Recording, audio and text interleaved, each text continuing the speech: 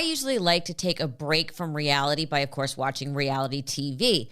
But there are so many scandals developing right now, I can't keep up. Thankfully, my guest today is David Yontef, whose podcast Behind the Velvet Rope, which I have been on, dissects all things Bravo, from Vanderpump to the Real Housewives and all points in between. Seriously, if there was a Nobel Prize for the analysis of reality TV, honestly, he'd be a shoo-in. Here to break it all down for us is David Yontef. How are you? You've been on 3 times, Melissa. 3? I thought it was only 2. I think it's 3. You actually could be right. I mean, it's just, you've been on so many times. But thank you for that great introduction. I'm doing good today. How are you? Good. I'm telling you, we need a new Nobel Prize category. There's a lot going on, right? Okay, but we're going to jump into the one that everybody's been talking about. Vanderpump Rules. All anyone is talking about is hashtag Scandoval. Okay, bring everybody up to speed and what the hell is going on? I mean, it shocks me that this has become such a big thing. You know, like, I've been around the block of this reality TV. Like, look, when everything happened, like with Erica Jane and Tom Girardi, like this esteemed, like Aaron Brockovich lawyer, that was shocking to me, right? Like, Tom was like a pillar of the community. This is a group of people that have all slept with each other for 10 seasons. They've all slept with each other. I mean, we have Tom, who used to date Kristen, and he kind of cheated on Kristen with Ariana, and they broke up. And then Kristen went on to sleep with a whole bunch of other people in the group. So he's been with Ariana for 9 years, and, you know, they have a house together. And I guess, I don't know, a lot of people thought they were the couple. They're not married, that were going to go the distance.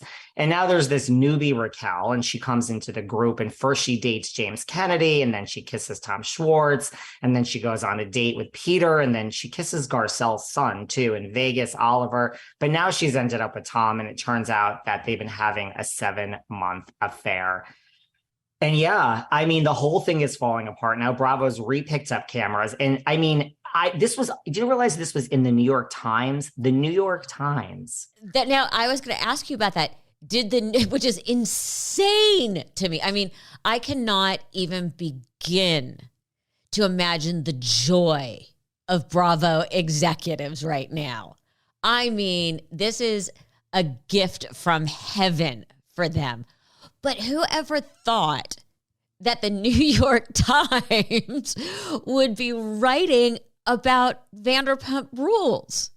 I'm like so confused myself, you know, like, look, I don't know. You know what it is? I guess it's like, it takes a lot to shock me. So like, look, did I think Tom and Ariana? Yes, 9 years, but you live in LA, Melissa, like, you know how it is. Like, I guess I'm not that shocked, especially in a group that's this incestuous, that this happened. They never really seemed like they were going to go the distance to me. That's just me. So I figured, you know, this would be 24 hours, maybe 48 hours, but we are still talking about this. Yes, I never thought this would be in the New York Times. I mean, Bravo has picked up cameras. Like, when does something wrap production? There's a whole season, which is like done. And also, like, I think it should be noted, like, this show seasons like 1 through 7 it was great. Season 8 and 9 was pretty rough. Like, my sources, and you know, I have sources, tell me. You have sources everywhere. Well, this season 10 was the make or break season. Like, my sources tell me they were told, the whole cast, like, figure it out or this is it. It's over. Because the last 2 seasons were not great. I mean, it came back better than it's been in a really long time. But I mean, this changes everything. So I think, like, you also have a cast of all-stars that know what they're doing that are also out there milking it. I don't know if it's a Bravo directive, like, you better get on that social media, or they just know, like, we were told this is it. And look what happened. Because, I mean, everyone is now posting this, milking it, as would I. That said, with no shade, but the whole cast is just doing their part to promote this 24/7. So I think I saw the other night, like, I don't know if it was David Spade, but it was somebody who was going into some event and was stopped by TMZ.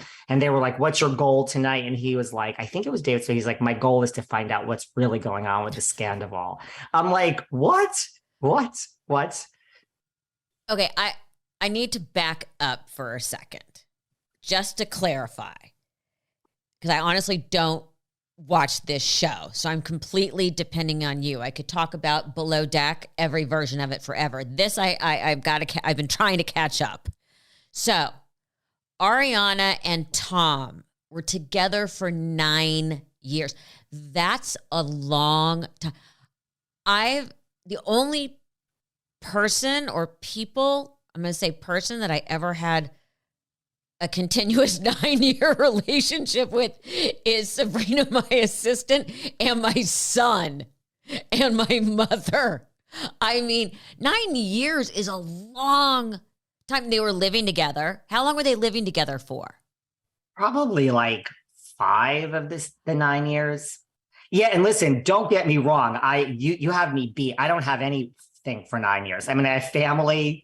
I have some friends, sure, but 9 years, no. There's no romantic anything for 9 years with me either. So I'm not, yeah. But to be honest, and you're saying I never thought they'd make it, 9 years is a long time. Nowadays, that's considered a very successful relationship.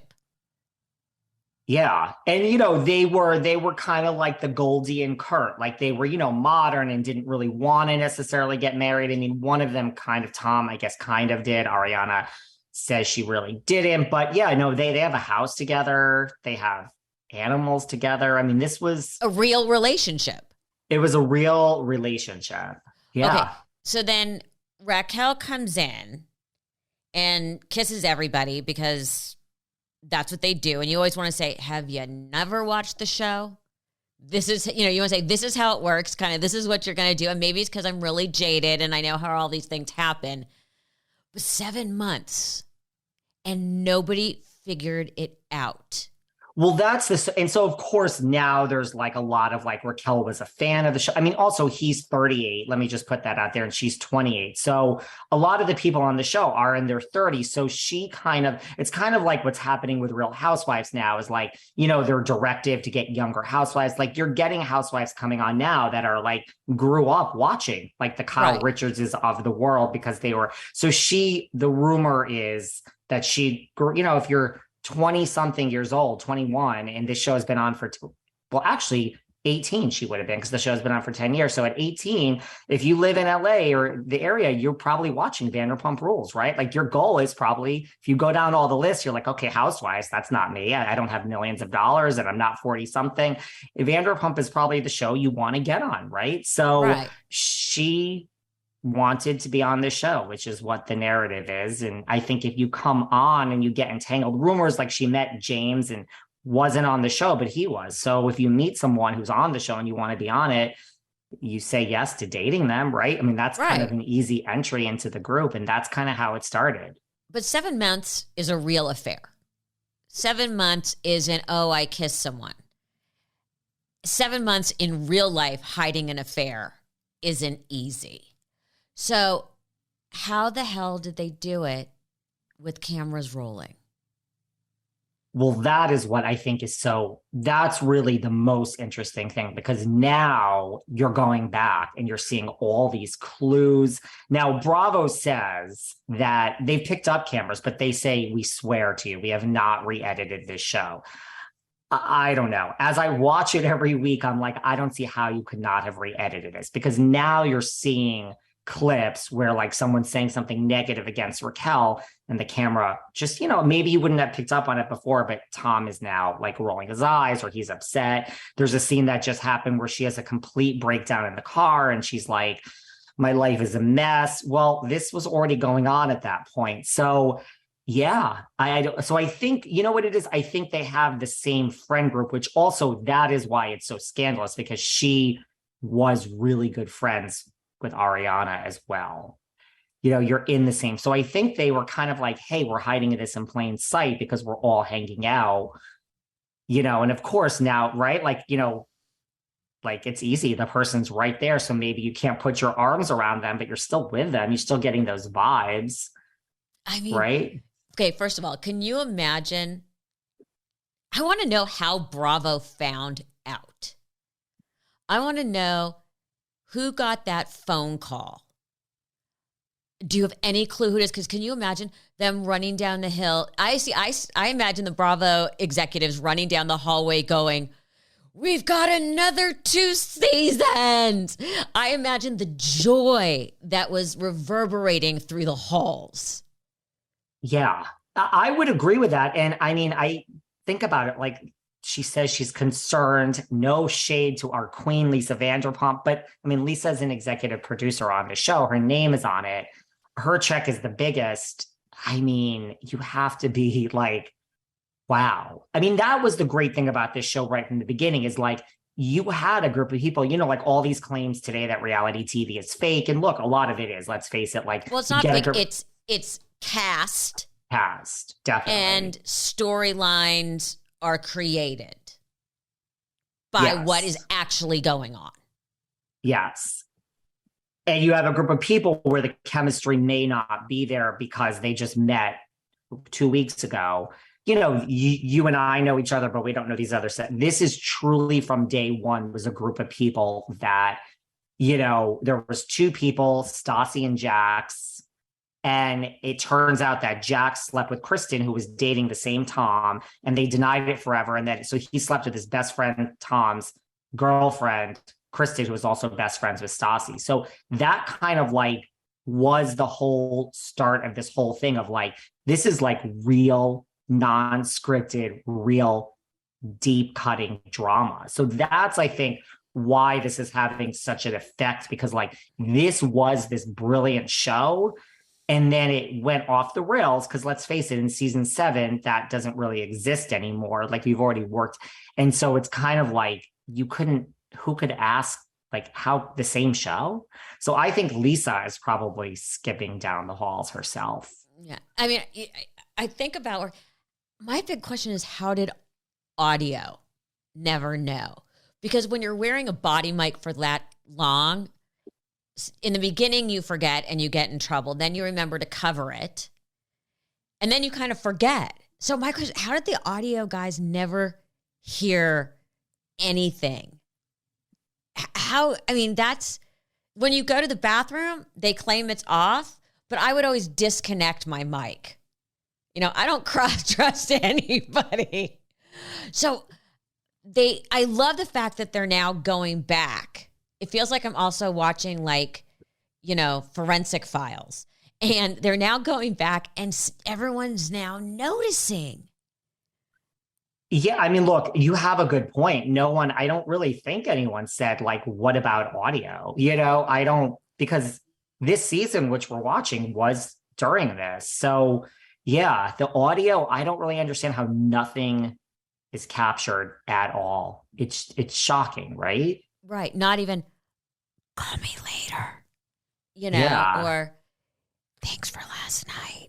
You know, there wasn't anything. I mean, and now you know there were like burner phones. So I love that they went cameras up again because the season was finished, edited, done, in the can, just airing. So they're going to now have to redo the whole second half of the season. But chronologically, how are they going to do that? How are they doing that as it suddenly says 6 months later? I mean, how do they stitch them together? That's a good question, because they just showed the mid-season trailer. I mean, they just picked up camera as well. Like they just showed the mid-season trailer, and it has the footage. It already has the footage of like Tom saying to Ariana, like, is there anything I can get you? And she's like, yeah, I'd like you to die. I mean, it's already like there. But I don't know. I mean, that's a good question. You know, are we just going to skip ahead but it's coming. Do you think this is I think it's going to save the show. I think it's going to save the show. I mean, you know, this is the thing. I've talked about this on my show too.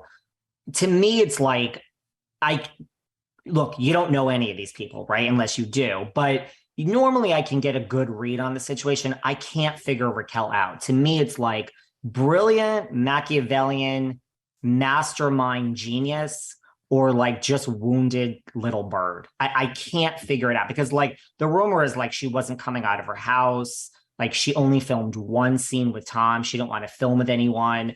The reunion is happening today, the day we're recording this, like right now, everyone's headed to the reunion. There was a rumor that she didn't want to go to the reunion. So it's like, are you damaged, or girl, is this a money play? And you have your new, she had the same PR as Tom. The PR statements have been all over the place in the beginning. Now it's like those have stopped, but it's like, I mean, is this a money play? Like, are you really not going to go to the reunion? Like, how does that work? Like, my client's not coming to the reunion. Well, she has a contract. She has to, or she's fired. Okay, fire her. Well, we don't want to fire her. Go ahead and fire her. Is there anything we could do? Yeah, there is. You know how this business works. So Yeah. to me, it's like, is everyone upset? Is she damaged? Does she not want to go to the reunion? Or is this just hardball of like, she's not filming any scenes until, because I mean, my sources also tell me, this is before any of this, I heard way back that like they all got like no money to come into this season. Like, it's reality TV. The last 2 seasons weren't, but I heard that like, they were like, here's your pay cuts. The show is still on. Figure this shit out. Not Lisa. Lisa, I think, was very well, right. But I think everyone else. So I think, it's certainly Raquel's one of the newbies, like her, whatever her sound, yeah, it was low. I mean, to me, it's like, are you being told to stay inside and not exit and not speak to anyone? That's right. Like, I'm like you, like, I know how the sausage is made. So I just go to the like, I think it's interesting because like this isn't a 7-month affair only, it's a 7-month affair with camera. So now there's like vested interest for the future of how to like spin this into a money play, I feel. Well, okay, and you were talking about Raquel, and she came on the show this season, and it's been a little, what's the word? I'll use the word that my boyfriend likes to use that always cracks me up. Trampy. She, like you said, she started watching the show at 18. She knew what she was doing. So I feel like a lot of this, I agree with you, is very contrived. No cameras, please, no. I mean, you knew what you were doing. You knew. She had to know it was going to come out. The truth always shows itself. And that's in life too. He's not the first man to cheat, and she's not the first woman to cheat or be with a cheater.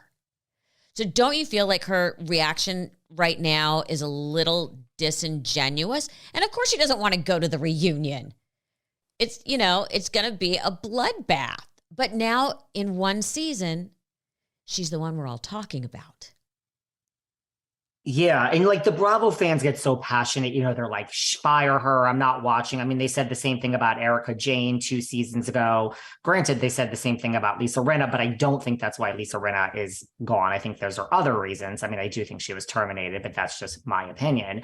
But I mean, but look at this. We're all talking about Lisa. We're all talking about Erica.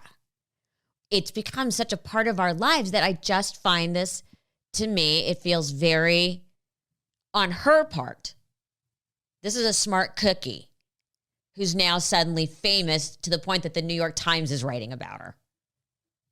I feel the same way. Like Spencer Pratt tweeted at her the other day, like, whatever you do, don't quit the show. He's like, let me tell you, girl, like what happens after the cameras fade. So I agree with you. I mean, I agree that like, and Tom is up there as far as, like Stassi's gone, like some of the OGs are gone. Like Tom is like a big fish. Like for everyone I mentioned that she kissed, this is the one that if you can get it, I feel that you know what you're doing. And so, yeah, the world hates you. I mean, the world hates a lot of people, and then that passes. Yeah, I love the fact, though, that they have the same PR agency. And don't tell me they're sitting in separate offices, just thinking about their client. They're thinking about the big story. And so like at first people were like, she let that team go and like she was distancing herself from Tom. I really think there was public statements where nobody, like her team and his team, didn't know what to do. I mean, that's the other thing. There is this underlying, listen, first of all, how many people are going to watch this freaking reunion? I mean, everyone, I'm going to watch it. This is going to be like the biggest. I mean, the numbers aren't what they used to be on any of these Bravo shows. So this is going to, I think, blow. So, I mean, when you're like, well, my client wants X amount of dollars, even if it's a small amount, I find it hard to believe if money was not exchanged to get this girl to show up at this reunion. God, Andy Cohen right now has private school paid for by all of this for both of his kids. He's like, kids, you can go to college. I mean, right. Like, and even like the people on the show that are not like, okay, they're so outraged over their friend Ariana. I'm sure that's true. Yeah. But you mean to tell me, like, if you're Lala or you're not the one that was cheated on, you're not like, man, this is just the best. They all have podcasts. They're all talking about it on their podcasts. You mean to tell me this is like a win-win for everybody involved, including to me, Ariana? Like, Oh, you yeah. mean, right? Like, if there's some dating show in the future about, like, you mean to tell me that they're not going to say, let's call Ariana for one of our 10, daters in the house or whatever show it is that she would not have been called for before? Oh, book deals are being made right now. Okay, so let's do a wider look at Bravo. What are the big stories coming up and coming out right now? I mean, besides this, I mean, this is all encompassing. Well, I mean, I saw were with our good friend Garcelle Bouvet the other night. I mean, look, we're filming the new season of Real Housewives of Beverly Hills. I've asked you many times on my show if you would like to join. You've said no, but you haven't really said a harsh no, Melissa. I still would like to put Melissa Rivers' name in the mix for Real Housewives of Beverly Hills. I would, at this point, I would probably do it, but I think they would be disappointed in me, which has happened on other reality shows. When I did I'm a Celebrity, Get Me Out of Here, which was the first one where we actually like were in the jungle kind of thing. They cast me thinking I was going to be a princess. And they were it became an issue. And then it came down to just me and Chris Judd. And he won and I came in second. But they were expecting, I can't get out of here. I can't do this. And I was like, okay, bring it. So I think if on something like Real Housewives, unless they're looking for someone who kind of will roll their eyes at the absurdity of all of this, I don't think I'm a match for the show. But you never know. I would do it if they knew I was going to be me. Well, okay, here's just the one thing I will say. As a executive producer, Miss Rivers, I've watched you on Celebrity Apprentice. You're going to get there and you're going to say that. And you love Garcelle and you love everyone, or you don't know some of them. But, until someone starts something with you're not going to be happy, whatever that is. And somehow that little thing will be spun into something and you might lose your cool. Oh, I lost my cool on The Apprentice. I'll lose my cool. But generally what happens now when I lose my cool is I lose it and just be like, you're a fucking asshole. You're an idiot. You're just an idiot. I'm not going to play with you. I'm the same way. Like I don't really, things don't really bother me. Like I don't care anymore. So I get what you're saying. I just did a whole interview on Nepo Babies with Newsweek. And, my whole thing was I went into, wait a minute, let's pump the brakes on this and actually talk about Nepo Babies through history. Starting with Julius Caesar, Augustus Caesar, John Adams, John Quincy Adams. Like I went through and I'm like, wait a minute. We haven't even gotten into like Nepo cousins, which is the Roosevelt family. So that's what I was like, it's hurled as an insult right now. But my whole thing is, it's stupid. I don't understand why it's such an insult, to be honest with you. Like Kaya Gerber did some interview where she's like, you might like, I didn't get hired on American Horror Story because of, my mom. Like I have to act on it. Like, I think I don't see why it's such a negative thing. I never understood this, but it has come out of nowhere. You're right. Well, it has become sort of a pop culture insult. But like I'll say to people, it might get you in the room. It might get you the interview. And in some cases, it might even get you the job, which I don't know about, but it won't help you keep it. If you can't do it, you can't do it. So all these people they're hurling it at is like, wait a minute, they've all kept their jobs. They've all done it. And I was saying, like with Gwyneth Paltrow, both parents and her godfather is Steven Spielberg. Yet she managed to win an Oscar and now runs $1 billion business.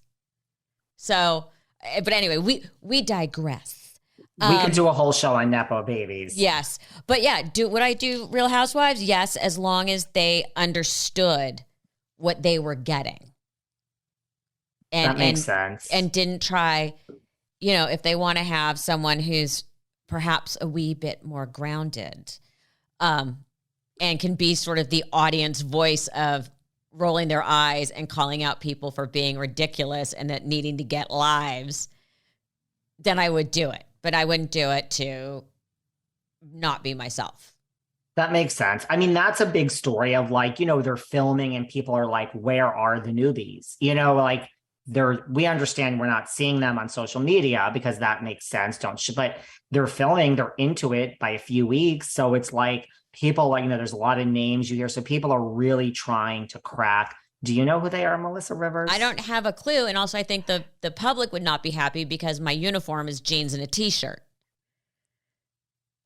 I just think but I do think there's a trend in Bravo where they want normal with rolling your eyes and excitable at the same time. Like, I think that the over the top for the sake of being over the top, like a Jen Shaw from Salt Lake or something. I think it's so transparent now. I think the audience can see it.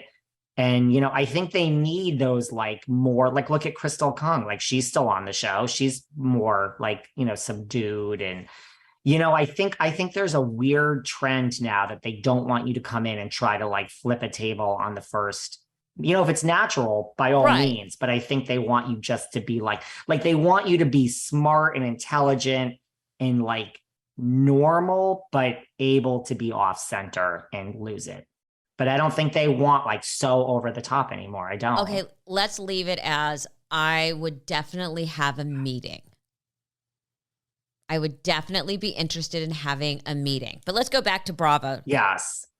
I didn't mean to flip the tables on you. Yeah. I just meant that that's like a story that like that's a big thing. People are like, where are the newbies on Beverly Hills? They're trying to figure it out. Right. And we all know people can still pull up the clip when I lost it on The Apprentice.